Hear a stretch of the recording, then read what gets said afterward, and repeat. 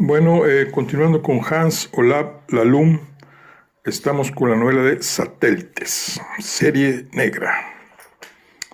Y vamos con el día tercero, que es la caja de extraño contenido.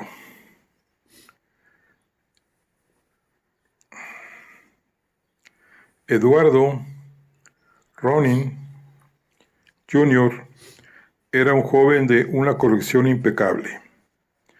A las 8:30 en punto del lunes 12 de mayo de 1969, me llamó al despacho, como habíamos acordado, y me leyó el testamento de Magdaleno Chelderup, desde el encabezado hasta la firma. Aunque su lectura no le llevó más de 2 minutos, la llevó a cabo con una irritante lentitud. El testamento era del 6 de mayo del mismo año y consistía en 4 párrafos cortos. Después de los interrogatorios del día anterior, el contenido me resultó muy interesante, aunque debo admitir que su significado no me quedaba del todo claro.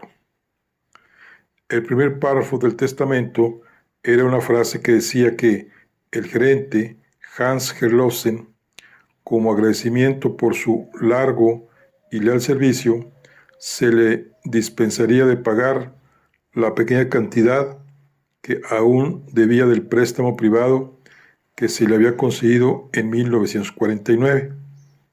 A esa frase le seguía otra que decía que el pagaré y los documentos relacionados habían sido destruidos. En el segundo párrafo del testamento, que constaba de una única frase, Magdaleno Chelderup legaba 2 millones de coronas a su esposa Sandra Chelderup.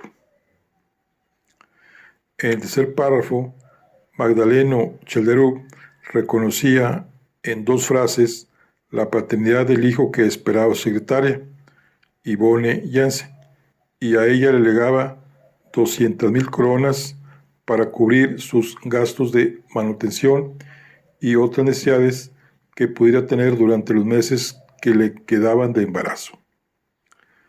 El cuarto párrafo era el más largo y también el más complejo.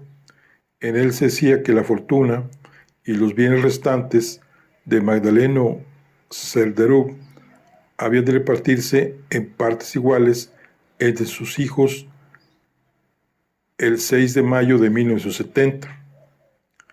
Como pago inmediato, cada uno de sus 3 hijos adultos recibiría la cantidad mínima de 200,000 coronas por cabeza que establece la ley. Le di las gracias al abogado por su ayuda y le aseguré que acudiría a la lectura del testamento y que mantendría en secreto el contenido del mismo hasta que le fuera revelado a los allegados del difunto. Cuando colgamos, me di cuenta de que no le había preguntado si existía alguna versión anterior del testamento, y en caso de que así fuera, ¿qué decía? Llamé 2 veces más al abogado, pero comunicaba, y decidí que se le preguntaría tras la lectura del testamento. Mientras tanto, ya tenía suficiente material con que trabajar.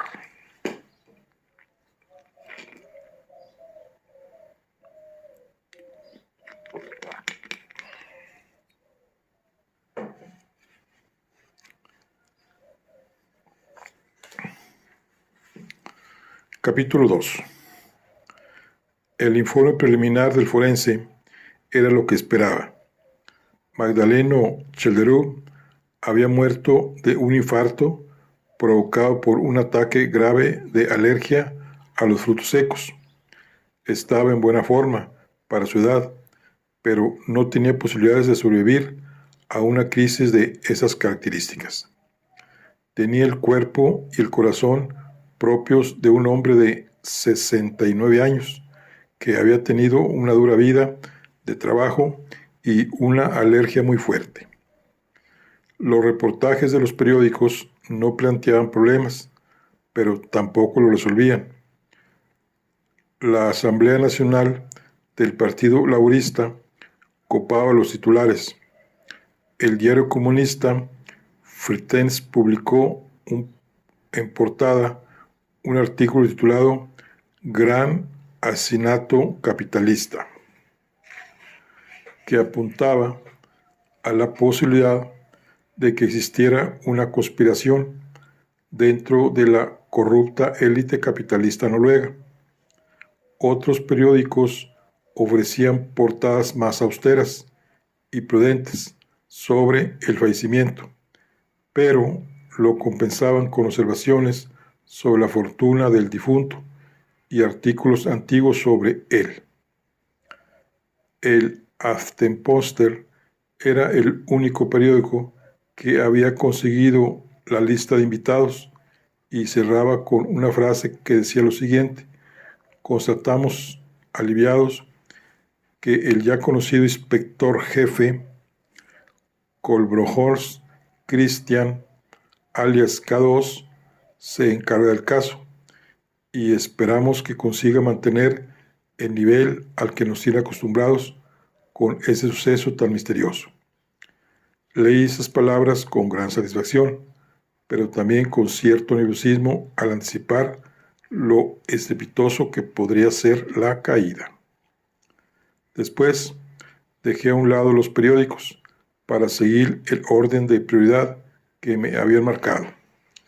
Patricia, de modo que del testamento de Magdaleno Seltrup pasé a la pregunta de qué carta podría haber pensado enviar el lunes a uno o varios de sus invitados a la cena del domingo.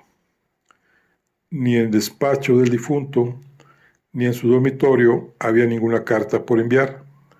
Ambas estancias estaban tan ordenadas que resultaba difícil imaginarse que ahí pudiera esconderse algo importante o actual. En el despacho de Magdaleno Seltrup había una estantería con una amplia selección de libros sobre negocios, pero ningún tipo de archivo de documentos. Sandra Chelderup me dijo por teléfono que no tenía conocimiento de ningún tipo de carta por enviar en los últimos días, pero que la verdad es que no estaba al corriente de ningún asunto relacionado con la empresa. Su marido le había señalado una vez, medio en broma, que no tenía por qué ocuparse de su impulso empresarial, sino de su impulso sexual. En pocas palabras, que lo que necesitara saber sobre los documentos importantes relacionados con la empresa tendría que preguntárselo al gerente y los asuntos más triviales tendría que tratarlos con la secretaria. La señora Chelendrov parecía algo resentida y tensa, pero la entendía. Se animó un poco cuando le mencioné el testamento y le dije que pronto tendríamos una respuesta. Tras pensárselo unos segundos, accedió a que la lectura del testamento se llevara a cabo en Sheldrup Hall ese mismo día a las 3 de la tarde. Herlofsen, el gerente, estaba en la oficina que la empresa tenía en el centro de la ciudad y atendió la llamada al segundo tono. Él tampoco tenía nada interesante que decir sobre la posible carta desaparecida.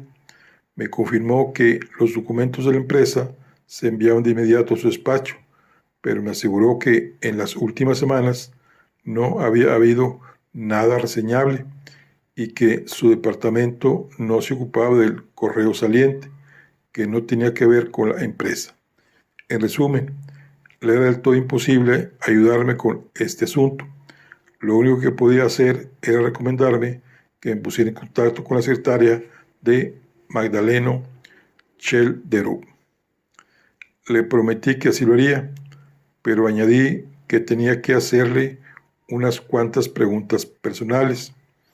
Al otro lado del teléfono se hizo el silencio. Entonces me ofrecí a visitarlo en su despacho del centro. Enseguida me respondió que preferiría venir a mi despacho en la comisaría para no preocupar al resto de los empleados. Me preguntó si me venía bien que se pasara la hora de comer para no interferir con el resto de mi jornada laboral. Le dije que sí y le confirmé que estaría ahí a las 12. Entonces colgó a una velocidad pasmosa. El teléfono sonó un buen rato. En Sorum. Ivanov Jansen me contestó al séptimo tono y sonaba tan agitada que enseguida pensé que había bajado corriendo las escaleras desde el baño. Cuando recobró el aliento, me dijo que ella tampoco sabía nada de ninguna carta que Magdaleno Cheltrup tuviera pensado enviar el lunes. La semana anterior, ella solo le había redactado 2 cartas, y las 2 eran felicitaciones rutinarias que ella misma se había encargado de enviar ese día. Si Magdaleno Chelderup hubiera escrito una carta, lo normal sería que estuviera en su escritorio, ya fuera sobre la mesa o en unos cajones. Me fijé en la expresión, lo normal sería que estuviera, y le pregunté con algo más de autoridad dónde podía encontrarse una carta de ese tipo si por lo que fuera él no lo hubiera dejado en el escritorio. Tenía una sensación cada vez más fuerte de que me encontraba tras la pista de lo importante. En ese caso, debería estar bajo llave, en la cajita de acero que me pidió que guardara en mi casa. Las últimas palabras las dijo casi en un susurro, y cuando recobró el aliento, prosiguió más alto y más deprisa. Pero no la he abierto, y desconozco si hay algo dentro ahora mismo, y de haber algo, ignoro de qué pueda tratarse. Me insistió mucho en que la caja tenía que estar siempre cerrada y que solo podía abrirla en su presencia. Y eso es lo que he hecho, añadió temerosa. No me cabe duda de que sentía lo mismo que yo, que el suelo se derrumbaba a sus pies. Unos segundos más tarde, prosiguió más acelerada y con una desesperación creciente en la voz. ¡Ay Dios! ¡Qué tonta soy! Está claro que ayer debía haberle mencionado la caja. El fallecimiento fue toda una conmoción. No se me ocurrió que pudiera haber algo importante en mi casa. Y como usted tampoco me lo preguntó, enseguida le pregunté cuál había sido la última vez que Magdaleno había estado por ahí y quién tenía las llaves de la caja. Con un nudo en la garganta, me respondió que había estado ahí el viernes pasado y que ella supiera solo había 2 llaves para abrir la caja. Una la llevaba él en el llavero y la otra la tenía ella ahora mismo en la mano. Se ofreció a abrir la caja si yo se lo pedía, pero le dije que se quedara en casa y que esperara a que yo llegara para abrirla.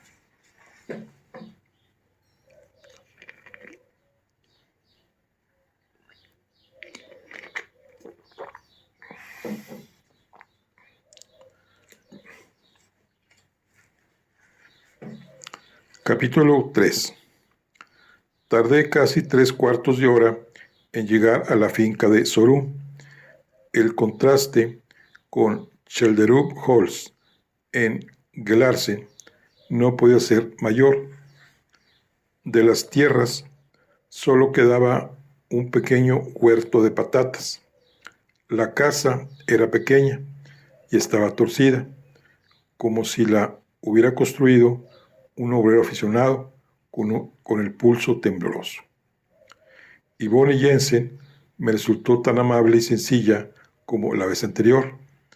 Después de mirar por la ventana para asegurarse de que era yo quien llamaba a la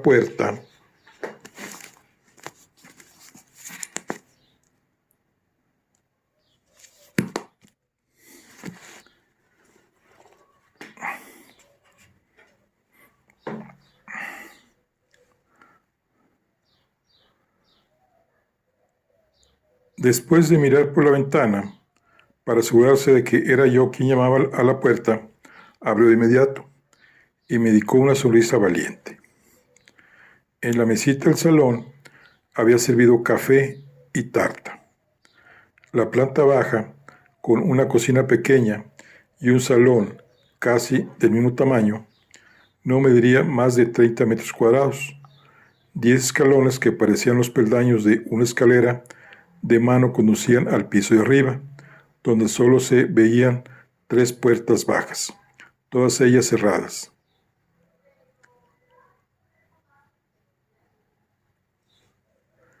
La anfitriona se encogió de hombros a modo de disculpa. Mi casa no es gran cosa, pero es todo lo que tengo para ofrecerle a mi hijo y todo lo que mi pobre padre tenía para mí. En su día fue muy buen carpintero. Eso dice la gente que lo conoció, pero eso fue antes de que se diera a la vida. Al parecer, el material para construir su propia casa lo consiguió escarbando en los restos de un incendio. Asentí comprensivo. Era difícil no mostrar empatía por la casa torcida y su propietaria embarazada, pero toda mi atención se centraba en la cajita metálica que descansaba cerrada y misteriosa sobre una mesita junto a la encimera de la cocina. Le juro por lo más sagrado que no la he tocado desde que me llamó, pero sí que la toqué la semana pasada, así que habré dejado todas mis huellas, se apresuró a añadir. Cogí la caja y le pedí que apartara la vista mientras la abría. Yvonne Jensen asintió muy seria y me entregó la llave. Le temblaba el pulso. Giró la cabeza hacia un lado con gran ceremonia e inclinó la mirada hacia el suelo mientras yo abría la caja. No sé si de verdad me esperaba encontrar una carta en la caja, y menos aún qué tipo de carta esperaba encontrarme.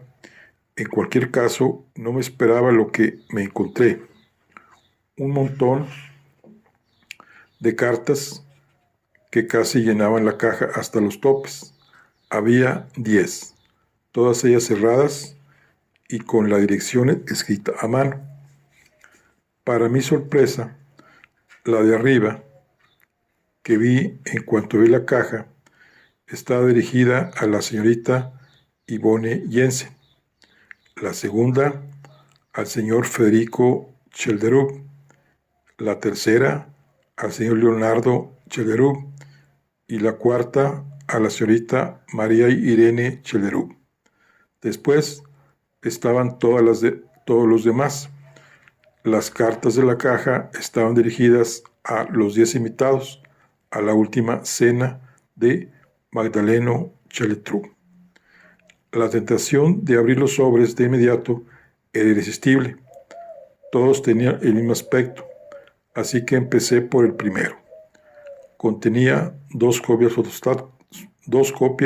fotostáticas de 2 documentos distintos. El primero era el testamento que me había leído el abogado, Eduardo Roney. El segundo, una carta muy breve que decía lo siguiente. Gullersassen, 12 de mayo de 1969. Para su información, adjunto una copia de mi testamento certificado. Mi decisión con respecto a su contenido es firme. Un cordial saludo, Magdaleno Chelderup.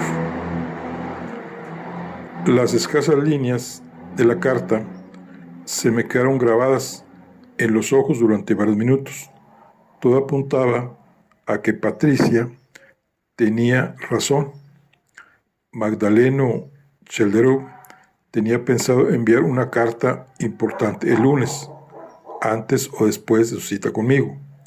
Al fin y al cabo, había escrito y preparado 10 cartas iguales, pero aún no alcanzaba a comprender la intención y el significado de todo esto.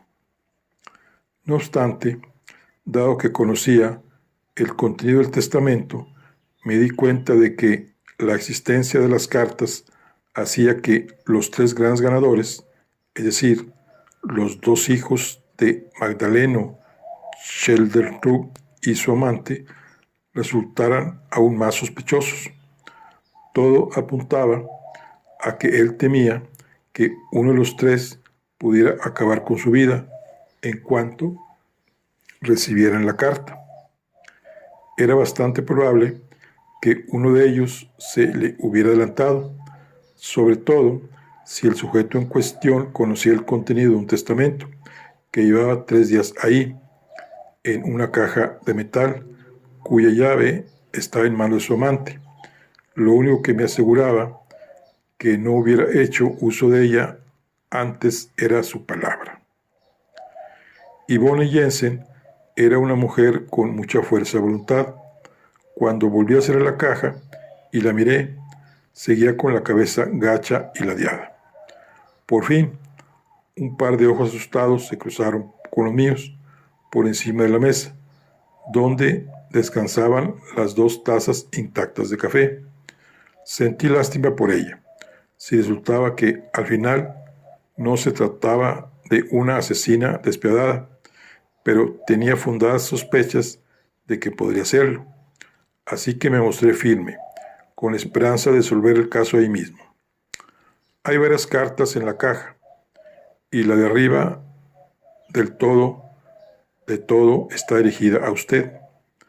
Percibí un brillo en su mirada, pero ella no retiró la vista. No sé nada de todo esto. Me pidió que no abriera la caja si él no estaba presente, y yo le obedecí.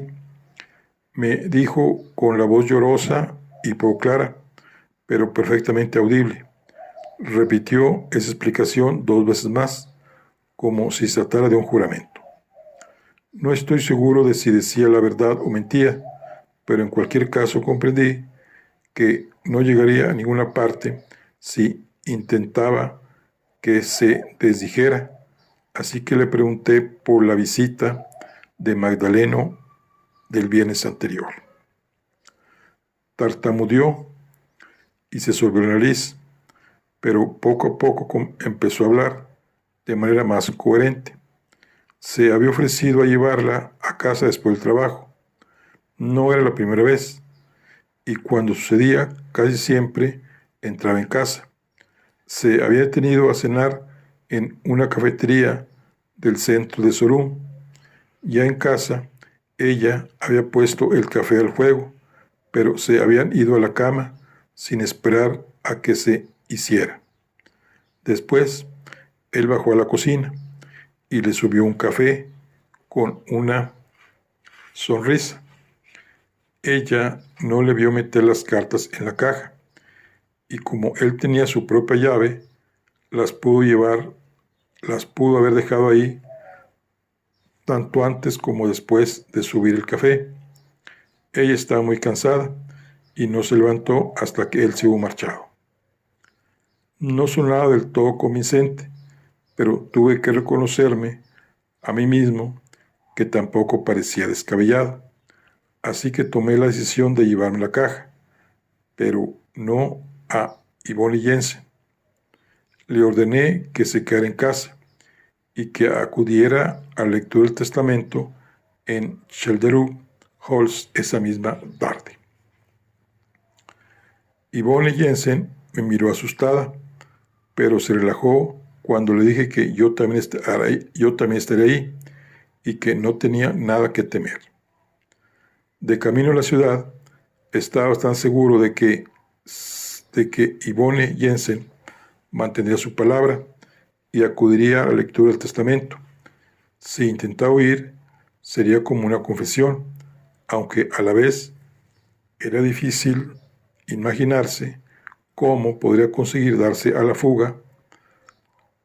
Lo que no tenía tan claro es que no fuera la asesina.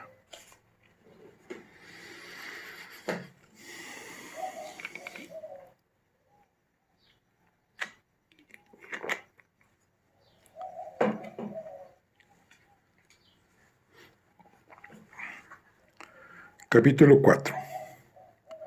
Ya en la comisaría comprobé que el resto de los sobres contuviera los mismos documentos. Después envié la caja y los sobres para que analizaran las huellas, con la advertencia de que se trataba de un asunto urgente que tenía que estar resuelto antes de las 2:30. Ni el censo ni en el registro de antecedentes había nada interesante sobre las personas implicadas. La única excepción era Magdalena Cheldrú, que en 1945 había tenido que pagar una multa de 1,000 coronas y había pasado 2 meses en la cárcel por pertenencia al NS y colaboración económica con las fuerzas de ocupación.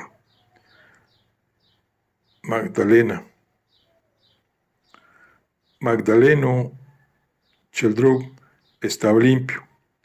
Del resto de los invitados a la última cena de Magdalón Cheldrú, solo había una carpeta de su hijo mayor, Federico. A principios de los 60 lo habían multado y le habían retirado el carné un par de veces por conducir bajo los efectos del alcohol. La segunda vez le habían puesto una multa aún mayor por un trato muy irrespetuoso hacia la policía. Había aceptado la multa y, de acuerdo con lo que decía el registro, desde entonces se había comportado como era debido. Apunté de forma rutinaria que Federico Cheldrú tenía un carácter más fuerte de lo que parecía. Por curiosidad, miré el registro del hermano de Magdaleno Cheldrú y el de sus difuntos padres. Su hermano tenía 2 condenas menores por intento de falsificación de documentos en el periodo de entreguerras y lo habían investigado por colaborar con las fuerzas de ocupación hasta su muerte en 1946. Su padre y su madre habían denunciado el robo de una joya en 1915, pero el año siguiente la compañía de seguros los denunció a ellos mismos por intento de fraude. La joya en cuestión era la más valiosa de cuantos tenía la madre de Magdaleno Cheldrú. Según el documento, un suntuoso diamante rojo con una cadena de oro se les había sustraído en un robo, a lo que el ladrón, que fue detenido por ello, negaba. Sin embargo, no había ni rastro del diamante en la casa de la familia Cheldrú ni en ninguna otra parte, y el caso al fin se quedó sin resolver. En resumen, no encontró nada relevante para la investigación que me ocupaba, pero tomé nota de la complicada situación familiar. Para saber más de los 2 miembros de la resistencia asesinados durante la guerra, primero llamé a Peter Johannes Wendelboe. Sin embargo, esta vez no vi la necesidad de intentar sonsacarle los nombres, y en lugar de eso repasé los archivos de los crímenes sin resolver de 1941. Era un taco relativamente pequeño, dividido en carpetas finitas. Las batallas de 1940 habían terminado y la lucha contra las fuerzas de ocupación no se había endurecido hasta los últimos años de la guerra. Enseguida encontré los 2 casos que me ocupaban, pero tampoco me pareció que pudiera sacar mucho en claro de ahí. Se llamaban Hans Peter Nielsen y Björn Bardén. Tenían 38 y 28 años respectivamente. El primero vivía en Bekkestua, en Brum, y el segundo en la calle Grongata, en Oslo. A ambos los habían encontrado muertos de un disparo en su habitación. A Niels la mañana del 12 de mayo y a Bardén la del 5 de septiembre. Nielsen vivía solo y lo encontró un compañero de trabajo al ver que no se había presentado en su puesto. Bardén estaba casado y lo encontró su esposa, que dormía en otra habitación con bebé de ambos. En ninguno de los dos casos se habían encontrado huellas del asesino, de quien se supuso que tenía llaves o que había entrado por una ventana abierta. Que les disparasen con la misma arma, una pistola Walter calibre 9 por 19 milímetros, fabricada en Alemania, reforzaba la teoría de que el asesino de ambos era la misma persona. El caso se abandonó en la primavera de 1943 por falta de pruebas, y nada indica que se volviera a investigar sobre el tema más adelante. El único documento después de la guerra era una reclamación de la esposa de Björn Bardén, archivado sin comentarios en 1949. La palabra prescrito estaba marcada con rotulador rojo en ambas carpetas. La carpeta que contenía la información sobre la muerte de Ole Christian Wiig el día de la liberación de 1945 era algo más gruesa. En ella había un certificado de función que afirmaba que Wiig había muerto en el lugar de los hechos, como resultado de las heridas de bala en la cabeza. También estaban las declaraciones de dos agentes que confirmaban que se encontraban fuera de la casa cuando de repente oyeron un disparo en la primera planta. Por la ventana vieron a Magdaleno Chellerup, que les indicó con la mano que subieran. Corrieron la escalera arriba y se encontraron a Wiig muerto en el suelo del estudio del nazi detenido. Un joven, miembro del movimiento de resistencia, Aril Bradberg, estaba a unos metros, paralizado, con un arma en la mano. Magdaleno Chellerup le quitó la pistola, justo cuando irrumpieron en la habitación, y les dijo que había sido testigo del asesinato. Bradberg estaba demasiado confundido para hacer declaraciones y fue detenido en el acto. La declaración escrita de Magdaleno Chellerup encajaba a la perfección con la que había ofrecido en el lugar de los hechos.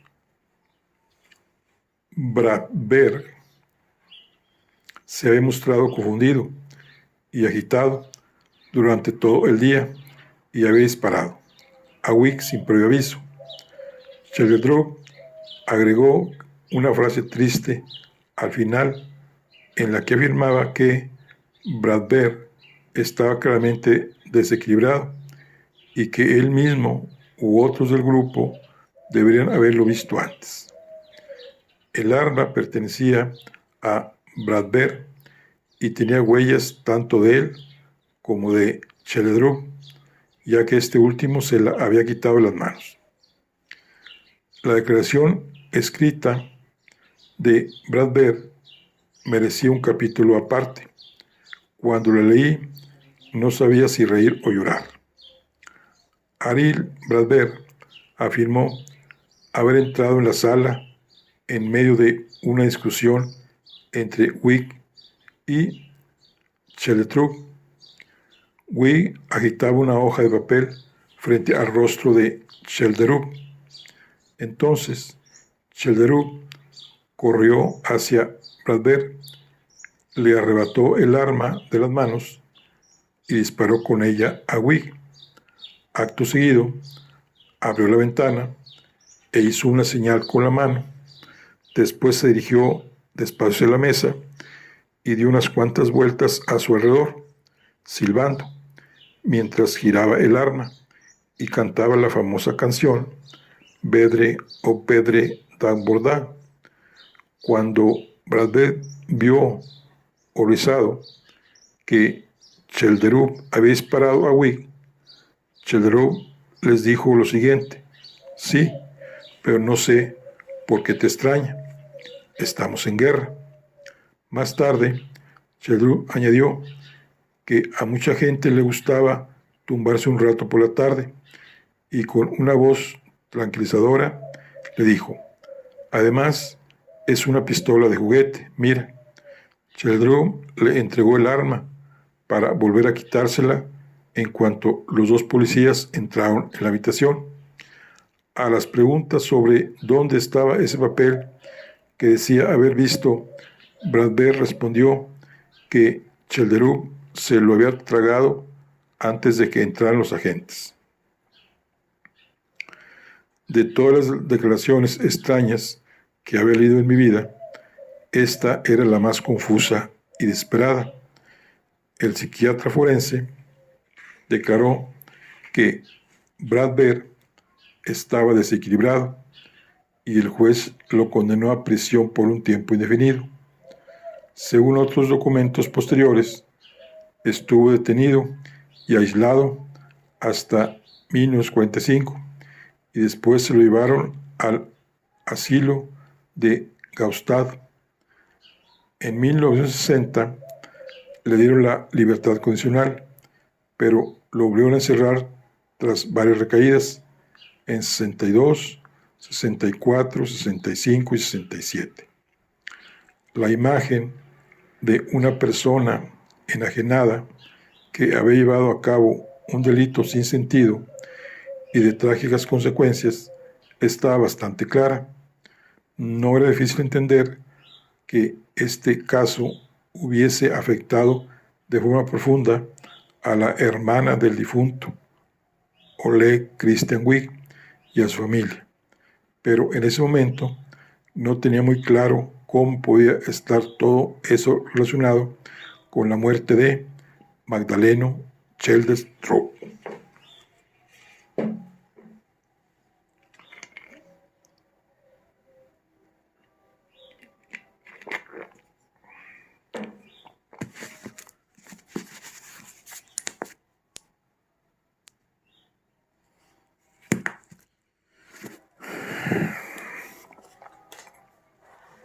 Capítulo 5.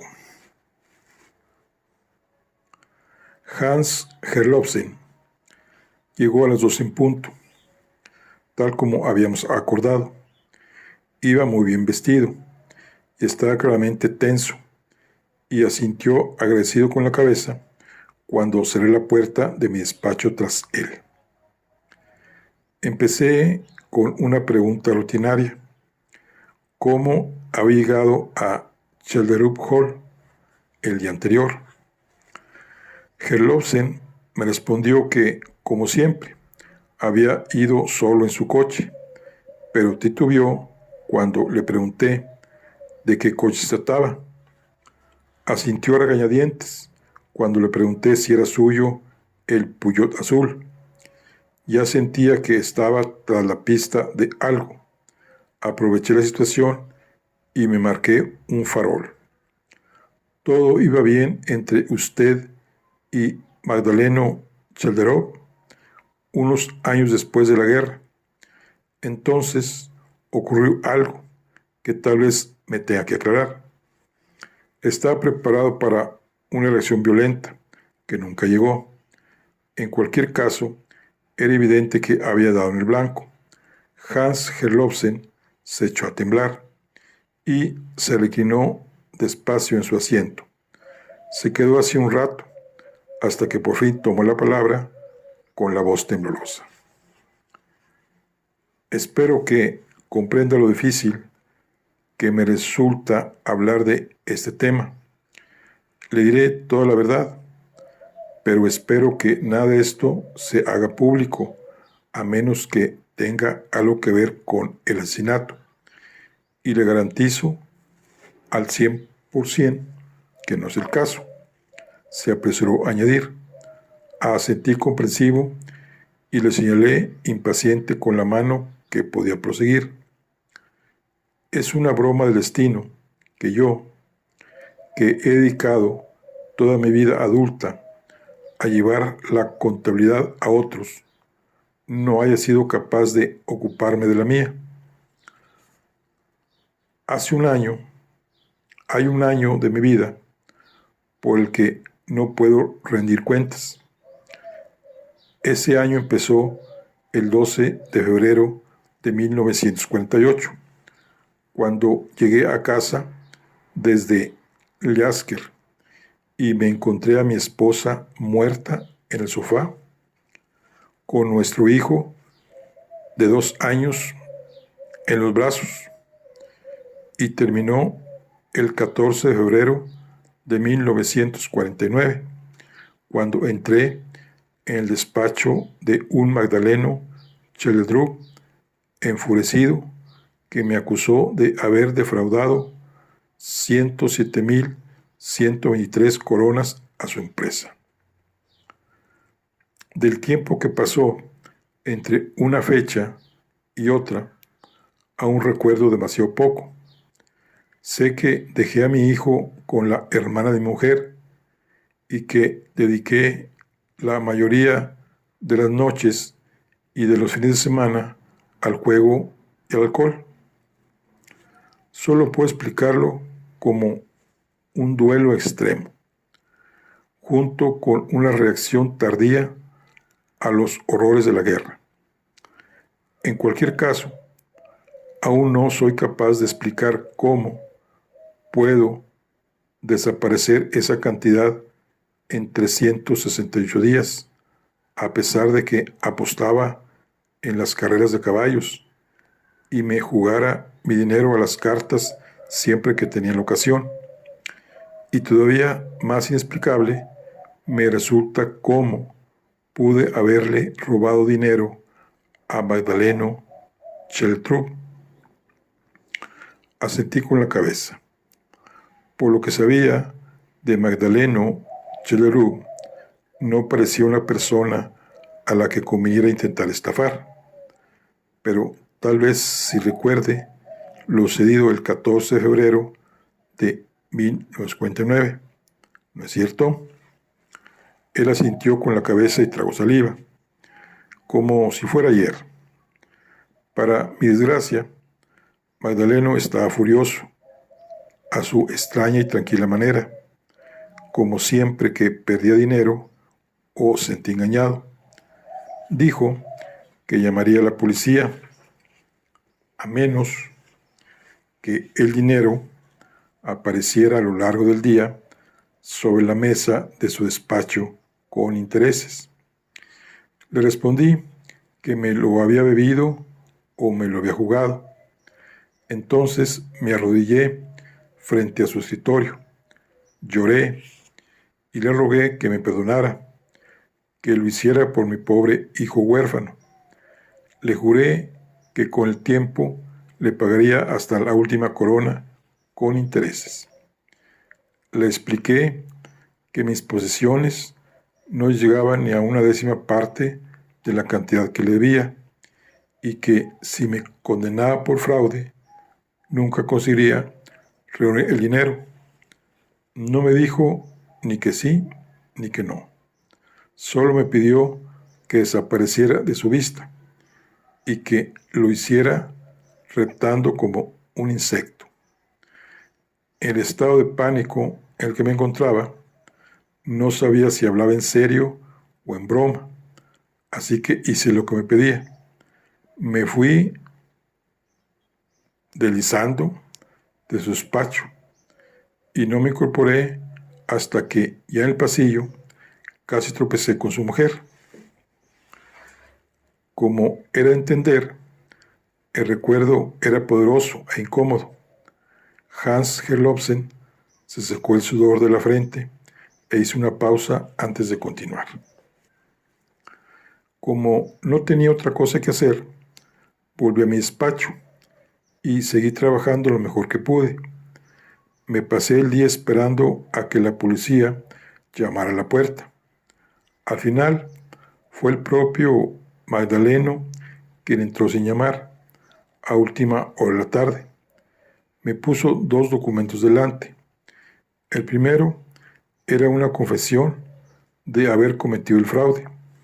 El segundo, un contrato, mediante el cual yo reconocía una deuda de 95.000 coronas, 87.123 en concepto de préstamo y 7.877 en concepto de intereses.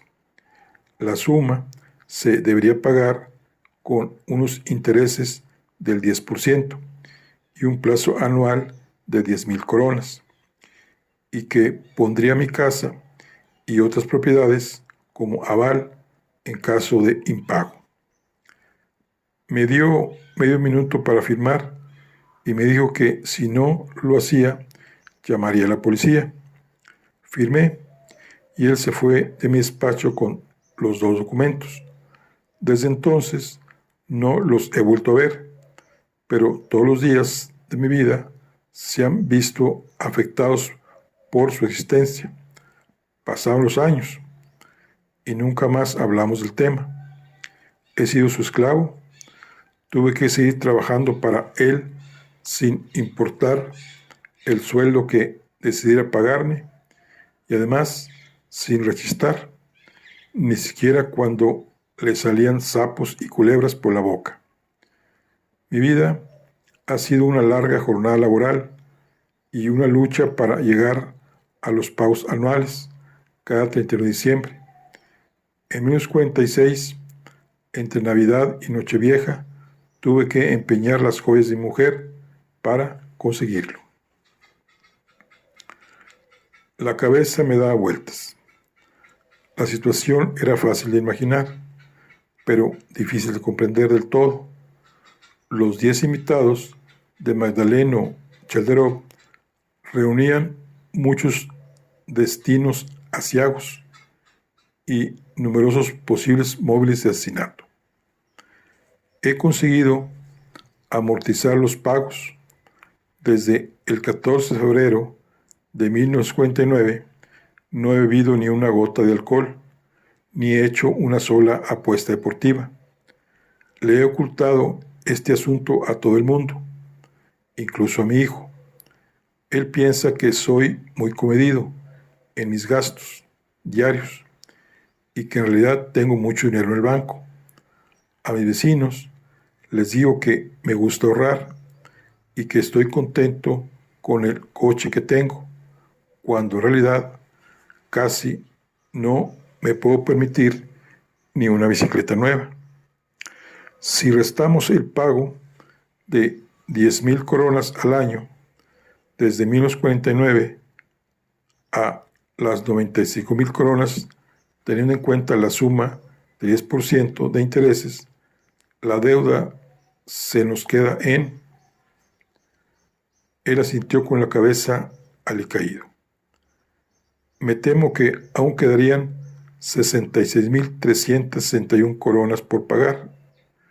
Mi delito ha prescrito, así que ya puedo confesarlo a la policía sin miedo. Pero aún sigo en deuda con la familia Chalderov. Además, si lo del fraude saliera a la luz, ya puedo despedirme de conseguir otro trabajo. Ya casi he ahorrado lo suficiente para el pago de este año. Tengo 8.212 coronas en el banco, pero ese es todo el dinero del que dispongo. Así que si me pidieran que saldara la deuda ahora mismo, perdería la casa y todas mis propiedades, y tanto yo como mi hijo y su familia nos veríamos de patitas en la calle. El traje que llevo engaña. También me vería obligado a venderlo. Aún así, lo peor es pensar en la vergüenza y la tristeza que todo esto le supondría a mi hijo. Pero así están las cosas, ahora mismo, añadió con una expresión de dolor en el rostro. Hice un sutil esfuerzo para consolar al pobre gerente, pero no era fácil. Me dijo que no tenía ni idea de dónde podía estar la confesión y el pagaré, y también ignoraba quién podría conocer su existencia. Pero tenía que contar con que tanto la deuda inicial como la que quedaba pendiente estaban registradas en algún sitio. Si la empresa se dividiera y se disolviera, alguien podría reclamarle la deuda y su puesto podría desaparecer. Si por el contrario la empresa no llegara a disolverse, se imaginaba que el control de la misma pasaría a manos de la hija y de su madre. En el mejor de los casos, podría esperar que se mantuviera el estado actual de las cosas, con un interés más alto y pagos de mayor cuantía, añadió con una amarga sonrisa. Su única esperanza era que Magdaleno Chalderov lo redimiera en el testamento o en cualquier otro documento que hubiera dejado a tal efecto, pero en voz baja añadió que no creía que esa posibilidad superase el 15%. Me despedí de Herlovsen a las 12:30. Se disculpó de nuevo por no haberme contado esto el día anterior. Me dijo que había sentido que se lo tragaba la tierra después de lo ocurrido, y no dudé de su palabra. Hans Herlovsen se apoyó en el marco de la puerta al salir de mi despacho, algo que no creo que hubiera hecho en condiciones normales.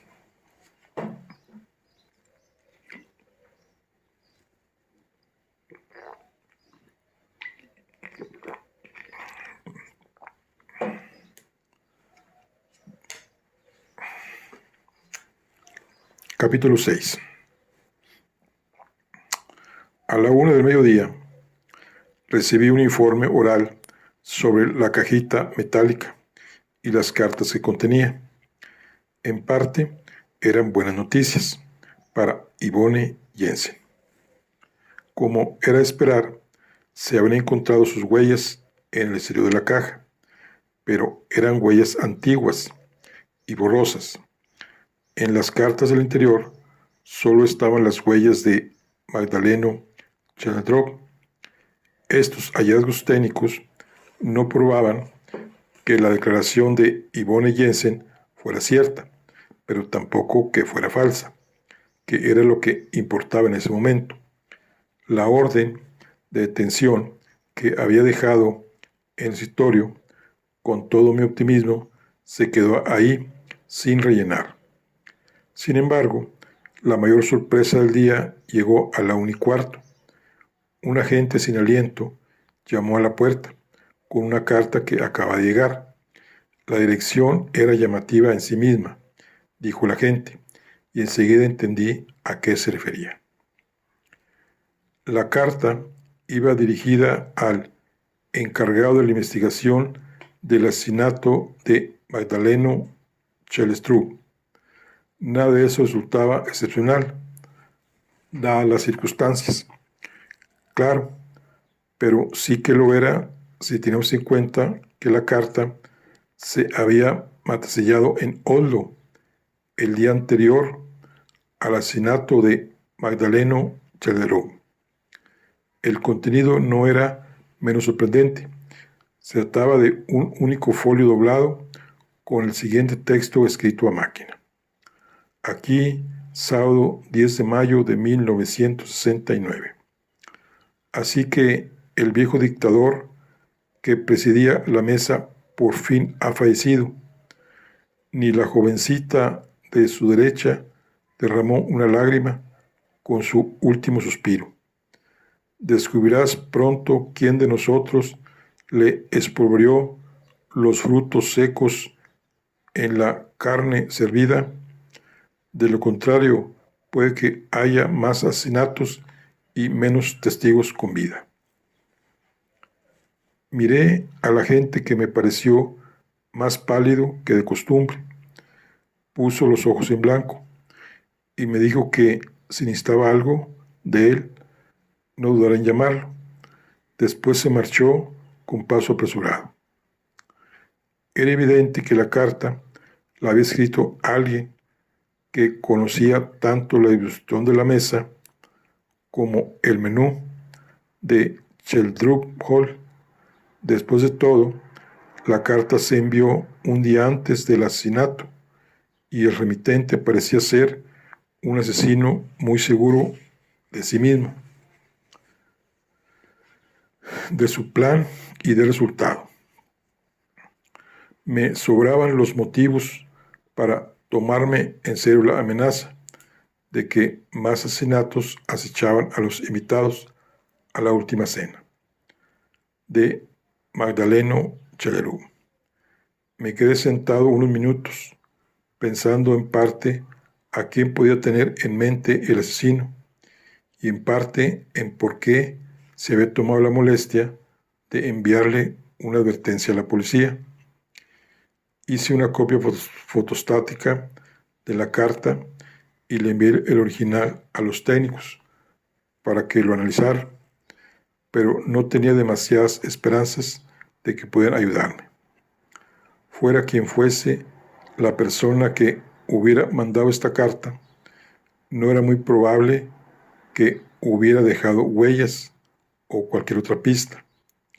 Informé a mi jefe del peligro que acechaba a los testigos de la muerte de Magdaleno Chellerú y le pedí que ampliara el turno de noche en caso de que necesitáramos refuerzos.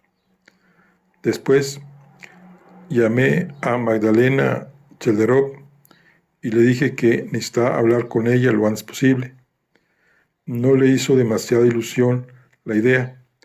Exhaló un «ay, no» en voz baja cuando le pedí que se acercara a la comisaría. Cuando me ofrecía desplazarme hasta su casa, me preguntó si podíamos vernos en algún punto intermedio. Le dije que sí, y quedamos en una cafetería de Boustavien a las 2 menos cuarto.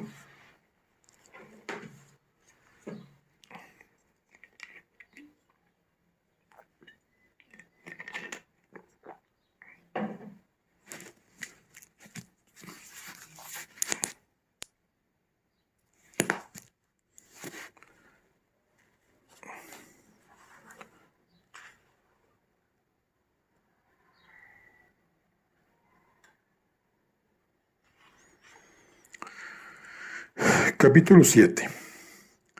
La cafetería era agradable y el café estaba bueno. Ahí sentados en un rincón tranquilo, cada uno con nuestra porción de tarta de chocolate, me di cuenta de que ese ambiente era mucho más acogedor que el despacho de Chellerú Hall. Sin embargo, el rostro de Magdalena Chellerú estaba menos relajado y me resultó más amenazador que en su primera declaración. En cuanto le pregunté por su situación y su posición durante la guerra, de repente y casi con ira se inclinó hacia delante en la silla. Veo que los Wendelove han sacado a pasear ese par de lenguas visperinas. Me odian y me desprecian desde hace casi 30 años. Seguro que Hans Herlofsen y otros tantos también, pero esos dos son el mal personificado. Te lo tendría que haber contado yo misma, claro, antes de que lo hicieran terceras personas. Tomó aire y prosiguió. Al igual que mi hermano, estuve afiliada al NS del otoño de 1940 al otoño de 1942. Tanto para mí como para mi difunto hermano menor, era una manera de asegurar y proteger los bienes familiares. Me borré cuando empezaron a deportar a los judíos y nunca participé en ninguna de las actividades que organizaba el partido. Después de la guerra, me condenaron a 60 días de cárcel y me impusieron una multa de 1,000 coronas que pagué para acabar con ese asunto, sin que afectara en exceso a mi familia ni a la empresa. El caso se cerró hace ya mucho tiempo y debería estar más que olvidado. Y lo está, salvo para esos santurrones de la resistencia, ¿De verdad alguien se creería que he matado a mi hermano solo porque estuve afiliada al NS los 2 primeros años de la guerra? Después de ese arrebato se quedó medio minuto calentando la silla en silencio. Se encendió el primer cigarrillo y se calmó un poco. Discúlpame si exagero, pero llevo años sufriendo esas voces que susurran a mis espaldas desde que acabó la guerra. Por supuesto, me frustra ver lo tonta que fui para caer en todo eso, pero en primer lugar, yo no he sido nazi, y en segundo lugar, no he asesinado a mi hermano, de ninguna manera.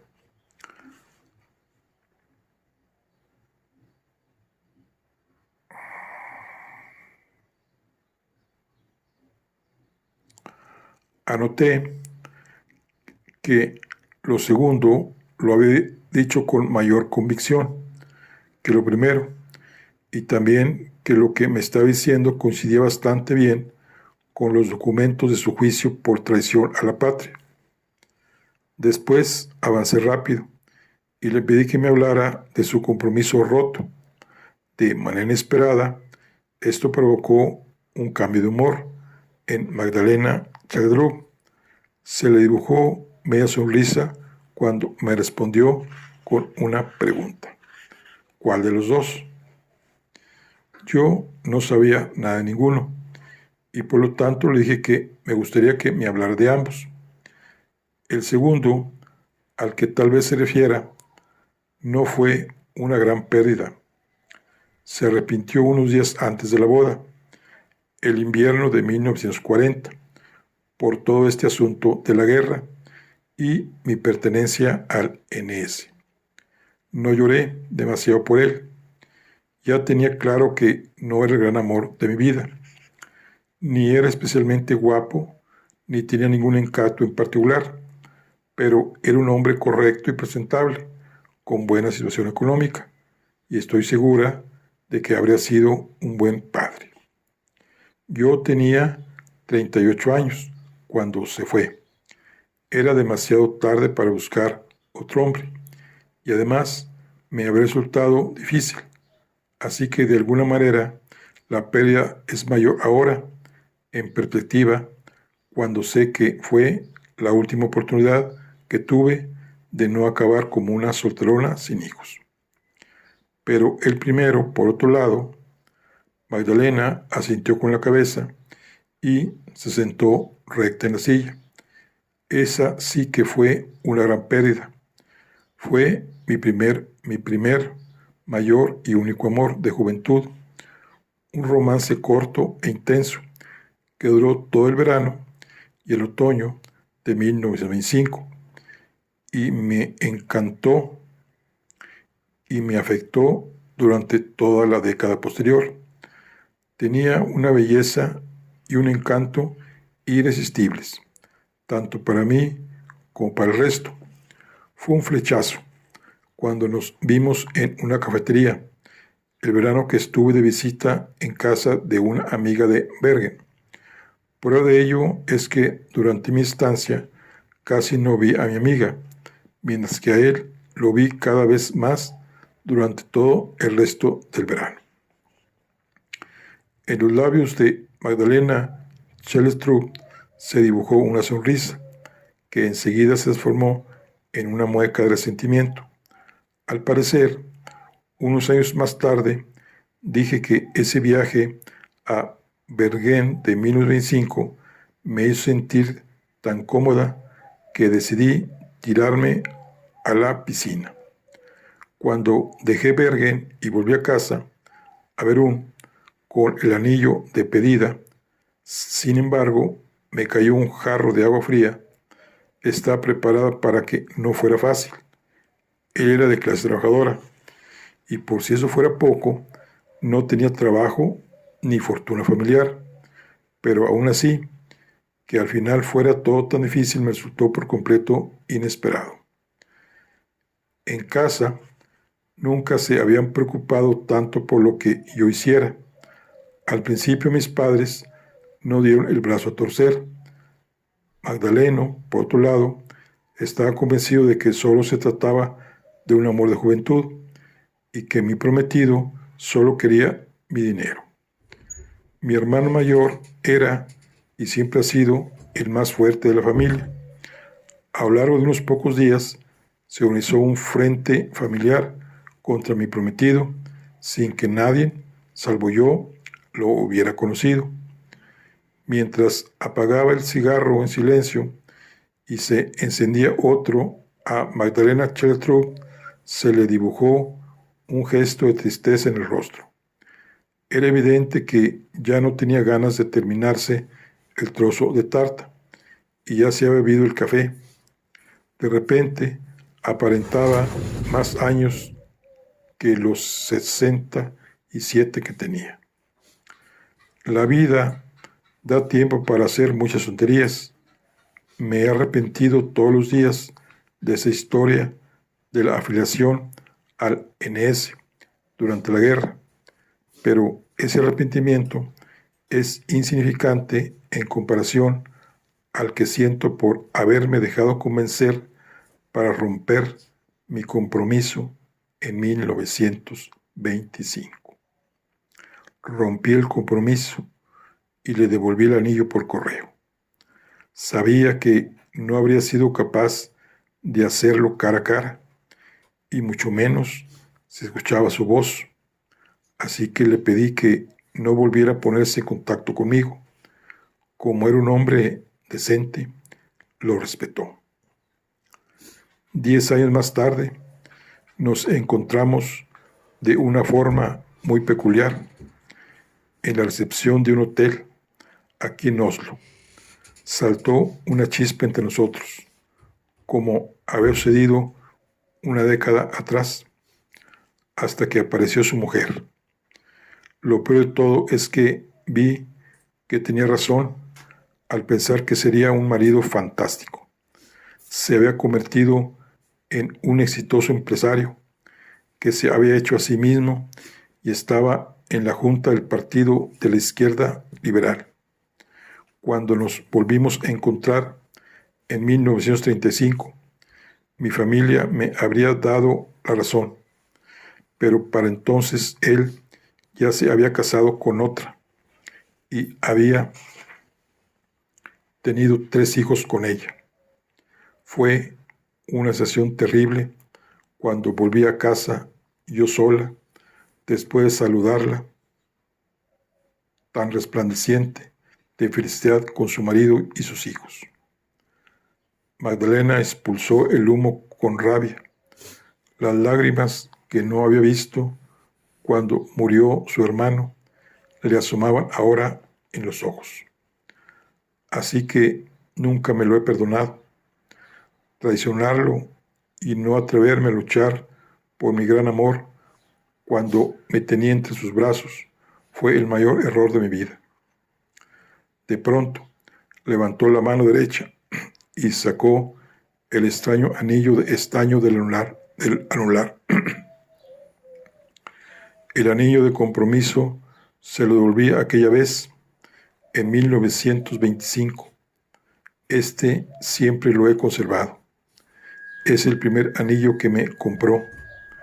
Creo que le costó una corona, pero esa corona era prácticamente todo lo que poseía, y ningún hombre me había regalado un anillo antes.